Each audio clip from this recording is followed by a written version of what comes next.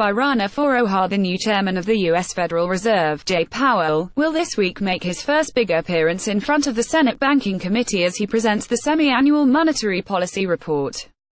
It will be an important moment for many reasons. First, Mr. Powell will have his chance to step out of his predecessor Janet Yellen's shadow and start to define his own views. It will also be an opportunity for American politicians to ask some important questions about where monetary policy and the economy itself might be heading, now that the past 10 years of easy money, not to mention nearly 4 decades of declining interest rates, seem to be at an end.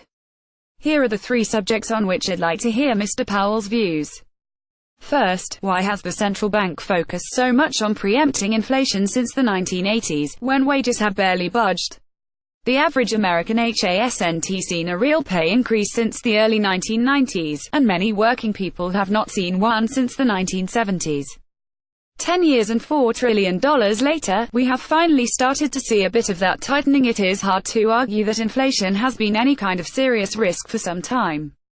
This brings up the question of whether central bankers have, willingly or unwilling, acted as the tools of politicians who don't want to deal with the tough choices involved in creating real, non-financialized growth in the economy. Reforming education, rebuilding infrastructure and curbing entitlements involve very difficult trade-offs between voting blocs.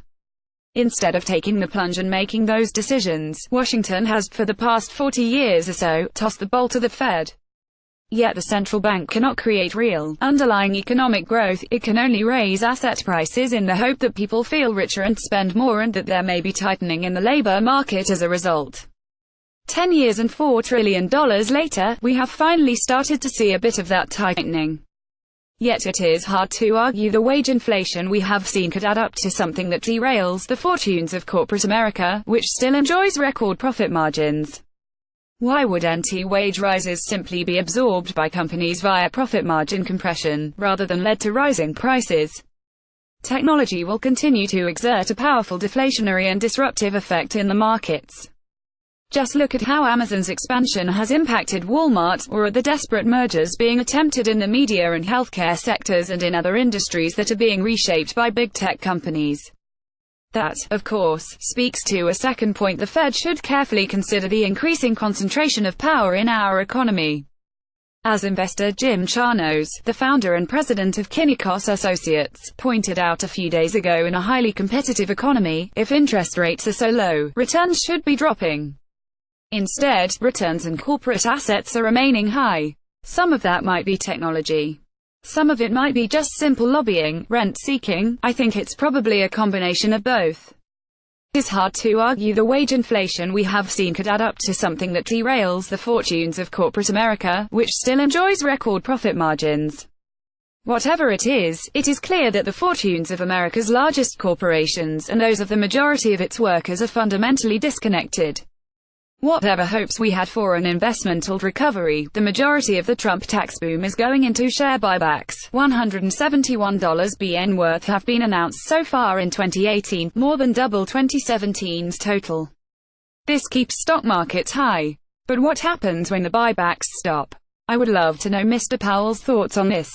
As I wrote in a column 2 weeks ago, President Donald Trump's new tax rules mean that companies won't need to play the financial shell game of issuing their own debt at very cheap rates and handing the money back to their investors as buybacks and dividends, while also buying up the higher-yielding bonds of riskier companies at a favorable spread and holding those assets offshore.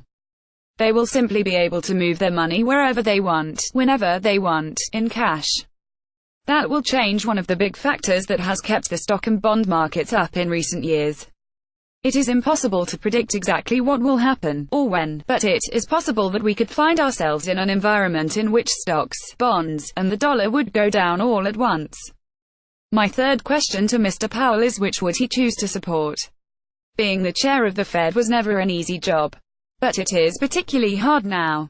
More than any previous chair, Ms. Yellen brought to the job an understanding of ordinary people and a desire to serve not just Wall Street but Main Street, too. Whatever hopes we had for an investmental recovery, the majority of the Trump tax boom is going into share buybacks. Yet her tools were limited. Monetary policy cannot stand in for fiscal policy forever. It is one of the great ironies of Ms. Yellen's tenure that the low rates and easy money that buoyed the economy and limited the pain on Main Street in the short term, also increased inequality by artificially inflating asset prices and making the rich richer. At some point, the Fed will be out of firepower and politicians will have to take over. What will they do to create a new growth paradigm?